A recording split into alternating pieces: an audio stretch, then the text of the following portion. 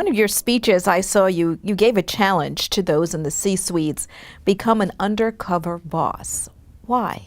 That's the name of a TV show that's out currently. And what I have discovered is most leaders don't truly understand what's going on and all the challenges that are out there that the frontline people are experiencing until they experience it themselves. Then they start building the tools and support. Usually it's, oh, yeah, we love our people, but that's too expensive to train and develop them right.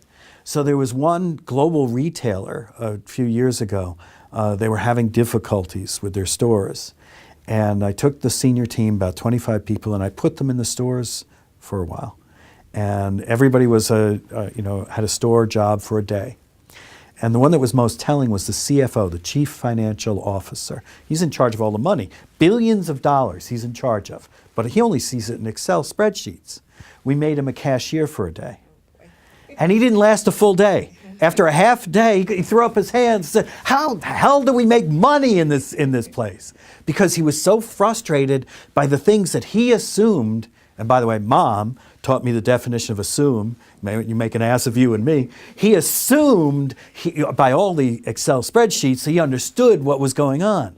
And finally, you get an appreciation for what real people in front of customers or nurses serving patients or whatever it is.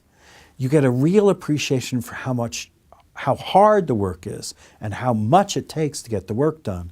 And the leaders suddenly realize, oh, I have to start designing things differently. And right now there's a whole discipline about what I'm talking about. It's called design thinking.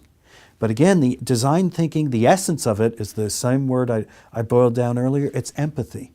Putting yourself in that customer's or employee's shoes and realizing what the problems are. Another quick example, I was working with one of the world's largest banks, and I'm known as Mr. Simplicity because I simplify things. I was on a team of about 100 people simplifying the branches for this global bank, and they had Kaizen, and they had ISO whatever 1000, and they had all sorts of workout processes that were very, corporate-centric. This is the way you're supposed to do it. And I went off on my own, and I interviewed a whole bunch of branch managers. And what I discovered was the biggest problem that was costing many hours in all of the branches was the email system didn't work. And they were having to go break bank security protocols to go get their emails from home, print them out and bring them in. And that's, you're supposed to do it in the bank. But that was the only way they could get their emails. And nobody thought of this because they weren't looking at it from the branch managers or the teller's perspective. They were looking at it from the perspective of how do we put fewer people in the branch. And another consulting gig I was doing recently for one of the world's largest tech companies. And they were showing where artificial intelligence is going. And it was a bunch of CFOs, chief financial officers in the room going, look at this, we can turn this dial and we can do this. And if you don't have enough people in the right places at the right time, we can actually change people's vacations to make sure that and I'm watching this. And the CFOs are not bothered by this. I'm going, so I was supposed to be the next keynote presenter, and I went up, I threw out half of my slides. I said, let's think about this.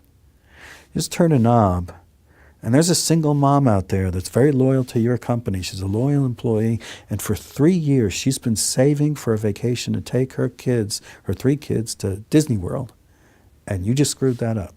With a turn of a knob. How is that really the way you want to manage your resources? So it's the way systems and structures are built. I understand if you're in charge of 1,000 people or 10,000 people or 100,000 people, you can't get involved in everybody's daily crises. You can't, and you shouldn't. However, you do need to be aware with design thinking, with being employee or learner or worker centered, you do need to be aware of what your systems and processes and structures are doing.